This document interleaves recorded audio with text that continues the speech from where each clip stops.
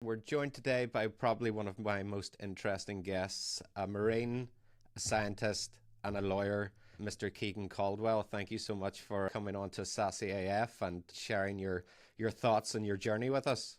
Yeah, I'm so happy to be here today. Thanks so much for having me on the podcast. I'm looking forward to chatting a little bit about my personal journey and then hopefully being able to tie that into a little bit about what I've learned along the way as an entrepreneur and also in my experience in growing a law firm and working with some of the fastest growing entities in the world. Yeah, you mentioned fastest growing entities in the world. You yourself at your own firm have grown enormously over the past, couple of years? Sure, yeah, it's been an amazing journey. So, like many of the famous, startup stories, it's like, someone starts in a garage or something like that. And our journey started on a small co-working space office on MIT's campus, which was like a one person office that was financially ruining me. That we put two desks into where I would have to actually physically stand up from my desk so the other guy could get out of the office because I was blocking the door.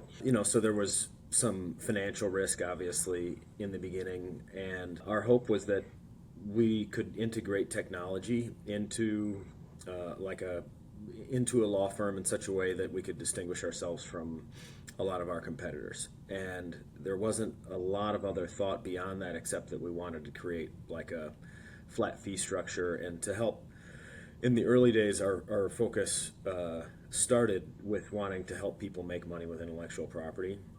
And so, which there was a lot of talk about people using patents as like a business asset, but there was, in my experience, very little execution with being able to do that and to connect those dots. And so that was our mission when we got started. And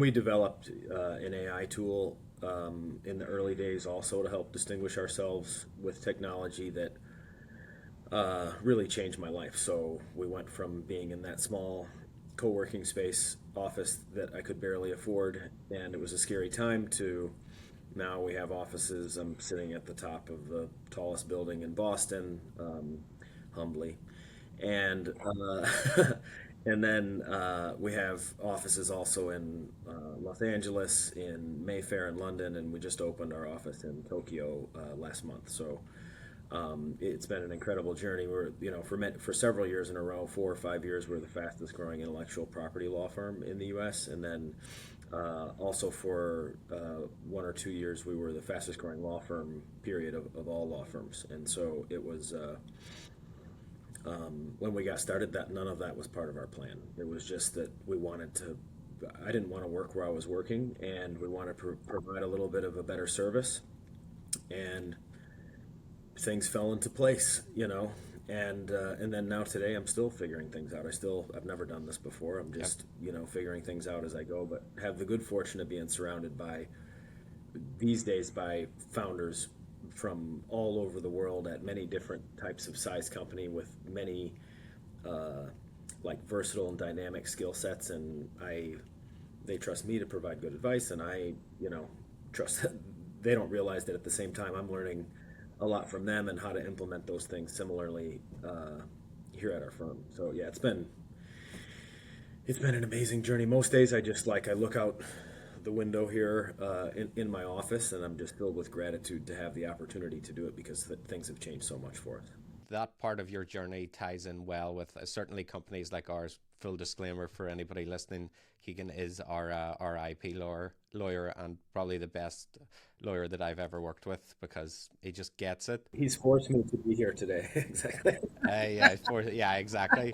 That definitely carries along with your client to lawyer relationship.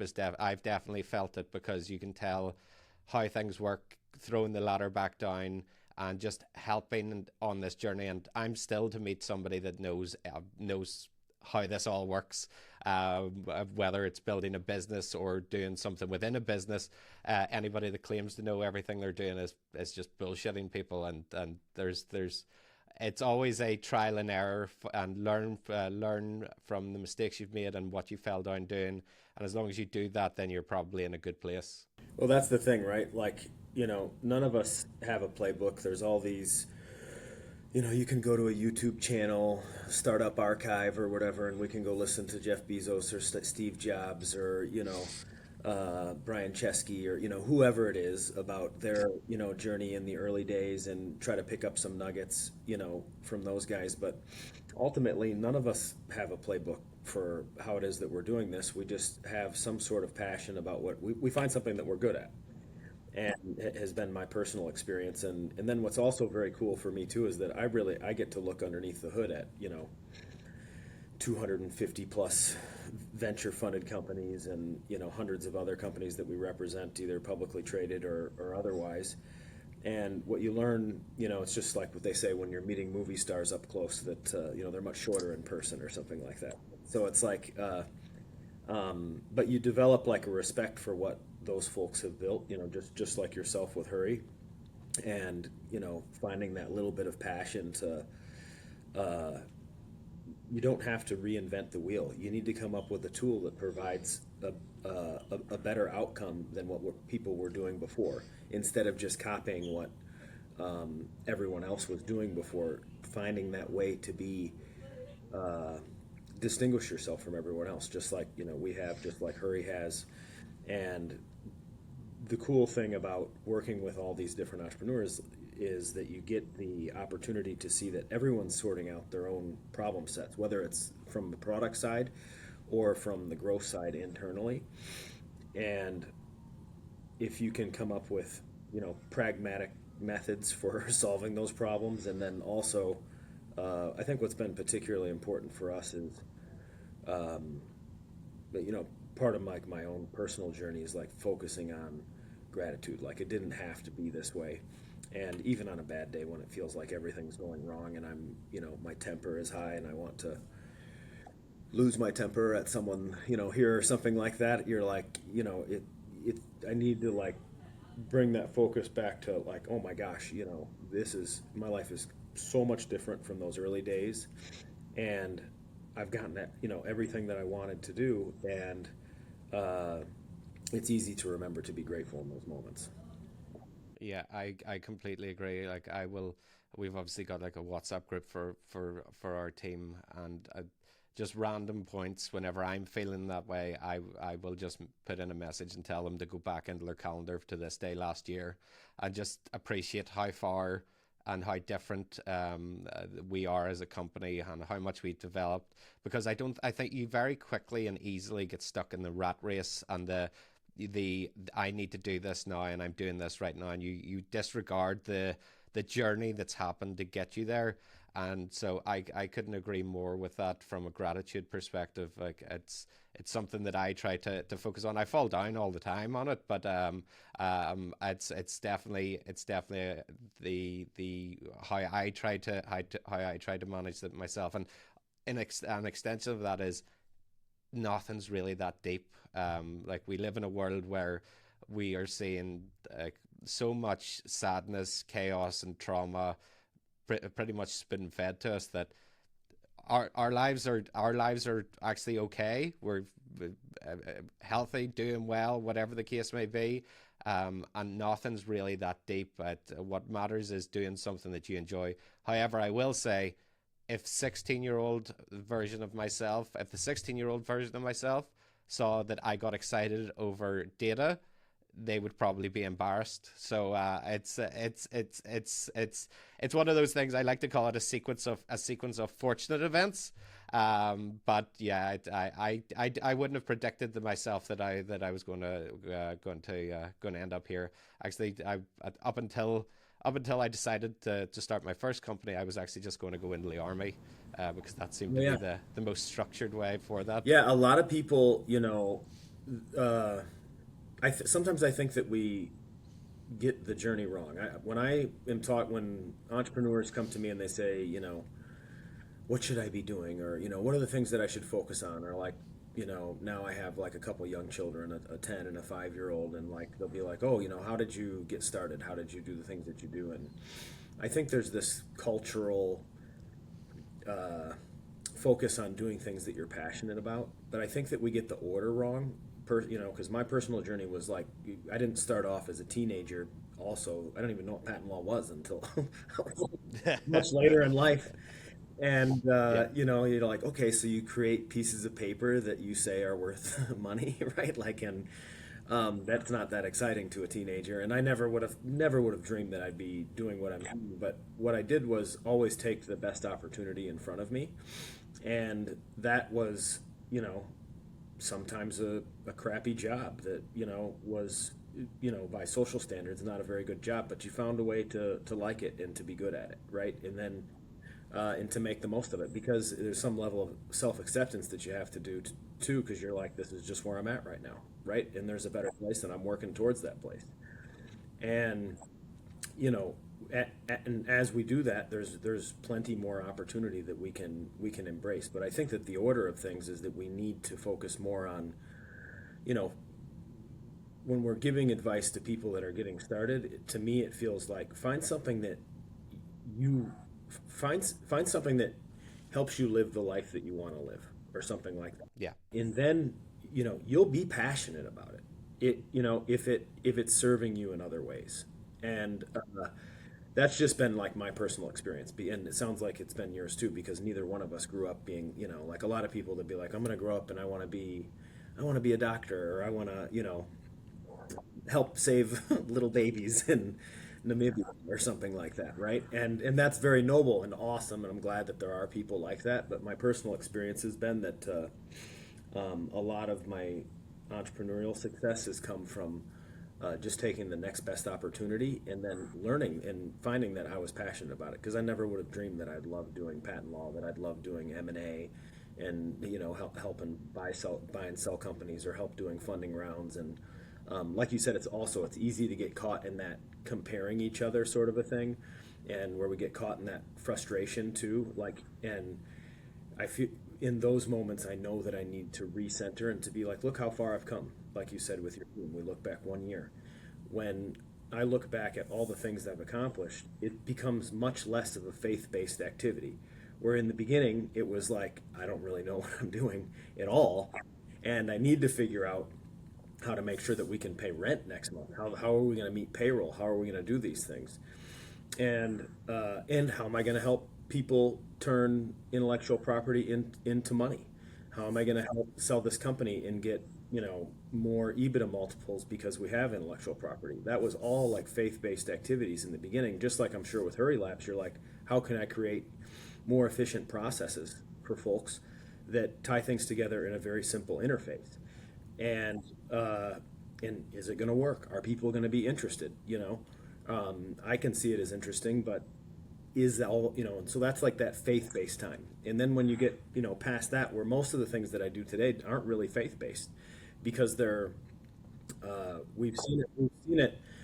I've seen it work over and over again. And so it reminds me to kind of keep the blinders on, just like a racehorse or something, to not don't worry about what all these other people are doing, because they're not us, right? And there's no other. I know there's not another firm out there that's like doing what we're doing. There's no other mid-sized firm on the planet that has our global footprint like we have. There's no other mid-sized firm, or large firm for that matter. That last year we made more money with patents than all other firms except for two. And the two that did it, that were ahead of us, are 150-year-old law firms, and we've been doing it for 10 years. So it's like, I was actually just telling someone last night, I'm like, next year we'll get it. Next year, Yeah. more. I love that. And they're I going to love be that. like, So, who are these guys? It's not just yeah. a statistical anomaly. It's that I'm just not you can watch what other people are doing, but you don't get focused on it. Just like when, for a lot of venture funded companies, you got to go raise money, and you're talking to the VCs, and they're saying, oh, well, could you do a little bit more of this, or could you do a little bit more of this? And sometimes you have to just be, you want the autonomy to just be like, you know what, I'm just going to do it my way. And you don't want to have like this rugged individualism where you can't ever take advice, but you need to remember too that you set out on a path. You were able to do some things to get you to where you are today, and things they don't know. They didn't. Most likely, you're not talking with the partner that founded that venture capital firm, and they're just someone that went to business school and knows how to work an Excel spreadsheet really well. And it's true, and they don't have to deal with the day-to-day rigor of what it's like to have a growing organization. They're focused on one thing, which is like, figuring out some numbers if this fits in the mold of what they want. And, lots of times we're just not going to fit in the mold. That's just how it is. Yeah, exactly. And I think that anytime that, somebody wants advice with regards to startup or anything like that, my response is I'm not going to give you any advice, but one thing that you need to understand yourself is what is your pain threshold and uncertainty threshold that you're willing to go through. If it stops at a certain point, if you want the stability that comes with working for a big consulting firm or a big law firm, then go ahead and do that. But you need to understand what your threshold is for pain, uncertainty, and risk before you go out there. Because, as you say, in those early days, it's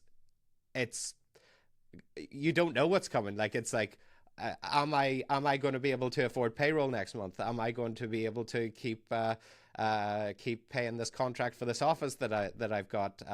And you need to have that level of it. If you do and it pays off and you get there, then it's obviously you're able to do the gratitude side of things. But I do that as a test for anybody that I'm talking to as what's your best piece of advice. Is my best piece of advice is don't listen to anybody's advice.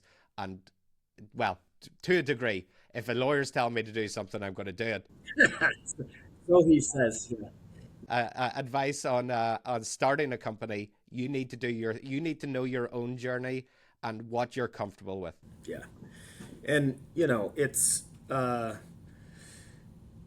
in some ways too. I have to admit that probably a lot of my own personal journey has informed some of that as well. Just the same with yourself too. Like, of course now it's easy to have gratitude, but honestly, there was a long time in my life where I wasn't grateful. I didn't have gratitude because I was working really hard, really long hours, and I had nothing to show for, like, not negative to show for it. And I was digging myself out of a hole. I made a lot of mistakes when I was young. You brought up earlier, I was in the Marine Corps, and when I got out of the Marines, I struggled with drinking and substance abuse issues, and had several, I was in and out of jail and had several different criminal convictions, and it made it where I had made it where there was not much of a future for myself, and statistically there was not, right? Like, it would be very uncommon for someone in the position that I was in, with lack of an education at that point, and a 6-time convicted felon, to now have a PhD and to have created what I've created here. But for years too, like, even when I cleaned up my act after all that, did my undergrad. When I first started my PhD company, I started my first company. Or when I first started my PhD, I started my first company simultaneously, altenergystocks.com. So you just decided, I'm going to exhaust myself as much as possible? I mean, basically, but this is what I mean by taking the best opportunity, though, too. When I got my PhD, it wasn't something that I was passionate about. But I knew that I was, as a 6-time convicted felon, just with my undergrad, that no one was going to hire me. Just because I went to college and I had four years in between me and when I was getting arrested, it just wasn't going to happen, right? And so I figured that if I put some letters after my name, that might help. And I wasn't passionate about getting a PhD. It was never on my roadmap of things to do for my life. In an ideal world, at that point, I thought, like, my grandfather was maybe like the most successful guy that I knew. I came from a very blue collar community, and he had 9 kids and was a dentist, and life was pretty good. And I thought, okay, cool, I'll be a dentist. But then, because of all my criminal history, it was going to be hard for me to get approved to write prescriptions for people. And there was no certainty, so I couldn't go to dental school on the hope that they would approve me to do it and spend all the money to go there. And then I thought, okay, well, maybe I'll go to law school. But it was the same thing, because if I pay the $300,000 USD to go to law school, it wasn't a guarantee that they would allow me to be a lawyer. And so what I did was I said, hey, listen, let me put some more letters after my name and get a nice story arc going, where there is some legitimate time in between me and all the struggle of my past. And And so getting the PhD was really hard. I was the worst academic for sure in my program, and if the people that run that department at the university were here, they would all agree with that, and they're all very happy with where I am today. But they would be like, "Yeah, he was the worst student." Yeah. That's why I was so keen to have you on, is because your story is genuinely so inspirational. From because, as you said, statistically you're an anomaly that doesn't happen, and I think part of that is how people that have made mistakes and had struggles are seen as like unredeemable a lot of the time. Whenever that isn't the case, that's still a human being that has value, and given the right chance and circumstance, they can be as good of a human and as good a contributor to society as any of us. And it's one thing that I wanted to touch on, Keegan, is it's I've no experience in the military, or any exposure really to the US military, but from my understanding as an outsider looking in, it's a common thing that you're sort of left on your own after you've done your service. And I think that lack of structure, I'm sure you would probably say, contributed. But what is it that off the back of that, and that those experiences that you've been able to effectively learn from, and sort of from a duty of care to your team, what is there that you've been able to learn and implement from that? I think that all countries, whether it's the United States or others that have active militaries, it's a I think they do try to do their best to take care of people that get out of the service. It's just, is their best enough, right? And I don't have the answer to that, which is why I'm not in politics. Um, I I do. I also think there's some. It's easy to imagine when you're 18 to 22 or 18 to 23 or 24 years old, when you're in these very stressful military situations, to how do you process some of that, and even like now at my age, I'm like, I don't, I feel very lucky to have been able to process some of those things, because I think it's hard for anyone at any age, but when you're still, especially your brain is like still developing even at that stage, maybe it's advantageous for the military to have you at that point. From a growth standpoint, it's kind of challenging, and some people, they never really recover from those experiences, right? And that's why I think that I'm always profoundly grateful for others that serve in the military, no matter what country, just because. There is a real sacrifice there, and most of it's not the one that we see. It's the mental burden that people carry afterwards, and I'm always here to support someone if they need to reach out.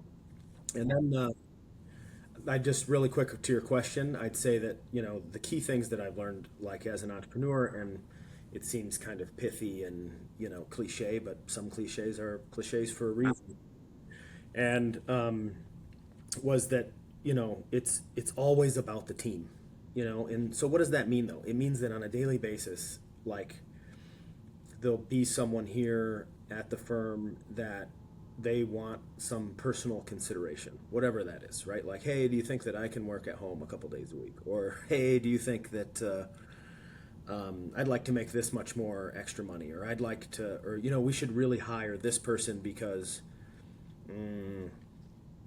there's a client that is very important to us, and this is their son or daughter.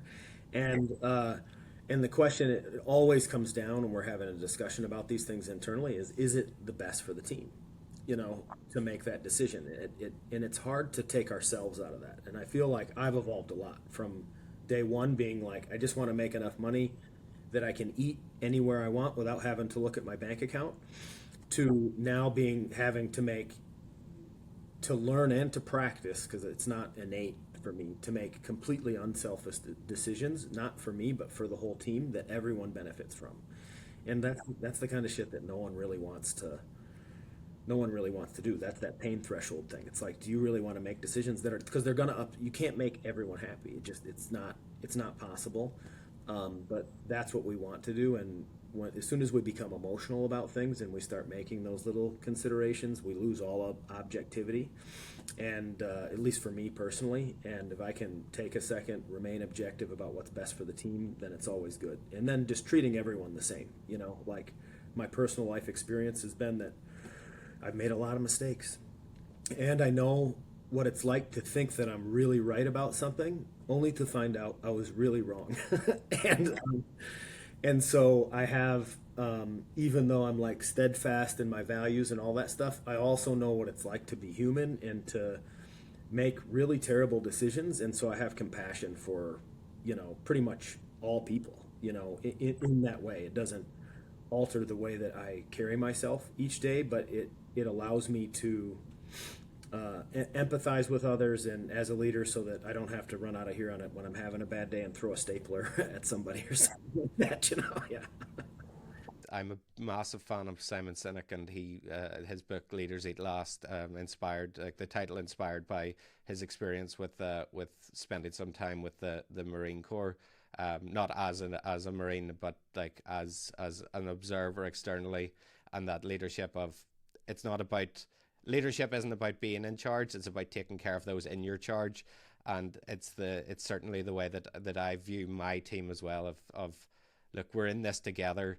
You guys don't need to be here. There's jobs everywhere. You could go and be doing something else, but I want people to come in. Look, nobody's happy to go to work. I'm not going to say that nobody wants to work, right? Well, I would say that, like, if I was to retire, I'd be dead within 2 years. Like, I don't know. I just end up bored or I don't know. I'd probably get myself into trouble or something. Kind of like with the focus of the podcast and, talking about what other entrepreneurs are doing, like, of course, people like to have liquidity events, and that can be very exciting. I've been getting phone calls recently being like, oh yeah, people are buying law firms now. This is the sort of multiples that you can get, and it's big, it's big numbers that, private equity is getting involved doing those things. And, but for me, I know that, like, I've found this thing that I love now, and I just want to, it's hard for me.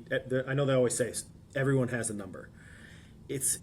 I'm not sure that I do, because I love doing this thing so much, and it's like back of my mind, and I just want to stay focused on being able to deliver value for people, really just to be of service. Like at this point, it's like I have an opportunity to continue to be of service with others. I get to work with cool people like you, and all that goes away if I get rid of this thing. And it's like, I can, even when I go on vacation and I'm sitting on the beach, I'm like 2 days in, if like relaxing, some good downtime, and then I'm like on my laptop or on multiple phone calls, because I can't help myself. I have, like, I need it, it's part of my being. I need to be involved with those things, not like for my ego, but just like the way my mind works, and I love it. And an idle mind for me ends up with not great scenarios. And this helps serve me and my community in a lot of great ways.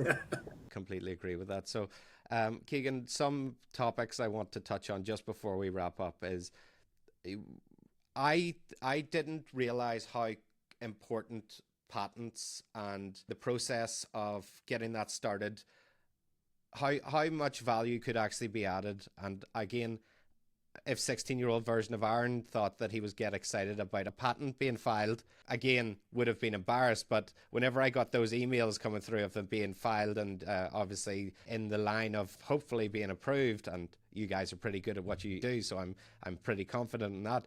The excitement that came from that, because it was like the recognition of something that we had built as a team. So what is the sort of misconceptions that you see with startups whenever they're thinking about patents? Because I will say that I fell into that category of being like, I don't think you can patent this. The value of IP has changed dramatically over time, where for the largest companies in the world, it used to be a very small value. And also our availability, access to data has changed. We talk about, there's probably 8,000 podcasts talking about, how data has changed everything, but it has in our space as well. And it's something that we want to stay focused on the data in our space, and then use that to our advantage. We're now today, and over the last I mean, over the last 6 years, I've done over $46 billion worth of patent deals, and it's that wouldn't be possible without having comps, of knowing how much extra value someone's getting in a particular transaction for IP, and we kind of, with the benefit of one or two like other very specialized banks that have put together data and explored these areas that release data on the value of IP in every different industry vertical. We can draw comps for all sorts of industries and how much extra value people are getting. Where it used to be that people would get a little bit of an additional EBITDA multiple, it's become much less common that they're getting more EBITDA multiple because they have IP now. Now they'll get whatever their standard SaaS multiple is for their particular industry. And then on top of that, get a future tech multiple for the IP it is that they have. And I have not done a transaction in years now that's over 100, over where someone's doing, let's say, 30 million to 50 million in revenue, and they have over 20 patents where they got less than $1 million per patent. I don't have an example of that, unless they're getting debt. And in the case of getting debt, then I have seen people get less. But in the debt market, people in general are going to get somewhere between $250,000 and $400,000 per patent, depending on the year, because the values change a little bit. But on the equity side of things, whether it's for valuations for doing fundraising or just for PE exit, strategic exit, or IPO, never gotten less than $1 million, and sometimes I've gotten considerably more. And so, like we just did a deal last year, and you've probably heard me talk about this example because I love it. Whenever we started our journey together, I told my guys this story, and they were blown away by it. Yeah, and it's my favorite example because, number one, it's a car wash, because there's all these things that we think about that are not patentable, or we think about them as not being inventive, and we don't think about a car wash as being particularly an innovative thing.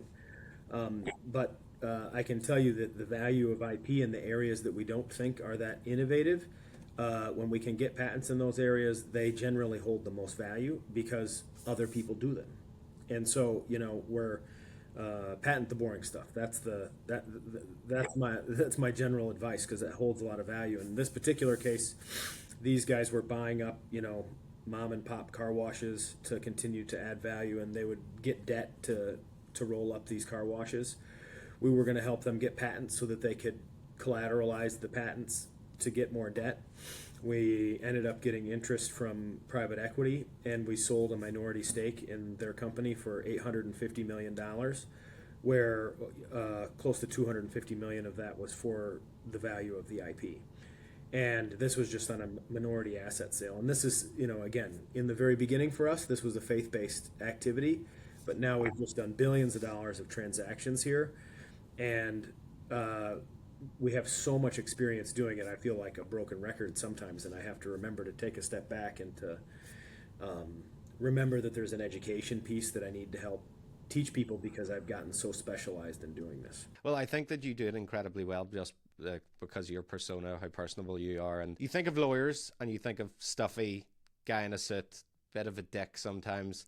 But you think of patent lawyers and they're like, they must be even worse, but you're the exact opposite. You're incredibly kind with your time, personable. I knew the second that we were able to curse together on our calls that we were going to work well together. So I think a big part of it, not to say that it's all down to that. You've obviously got a great team around you, but I think leadership from that perspective is certainly it was surprising to me. And something that I think speaks incredibly highly of you guys and your entire firm. It's easy to not be arrogant when you started with literally, we didn't come from some other great big fancy firm and then as a team came over and started this. We just, we started with just wanting to make sure we could pay rent the next month and create value and being able to pay rent also. And we've done that, and it's changed. And so, we remember that and just try to, we're in the service industry. We work for whoever is our client. And at the end of the day, like it's a cool opportunity, but you know, you have to remember where it is that you fit in, that we work for the client and we do whatever it is that they need, and we help them build value, and we try not to give advice that we wouldn't give our own mother. I love that. I love that. Keegan, it's been an absolute pleasure. Thank you so much for taking the time. I really do appreciate it. Dude, I'm so glad that you had me on. This is awesome. And I look forward to catching up more soon. Yeah, exactly. Thanks, Aaron.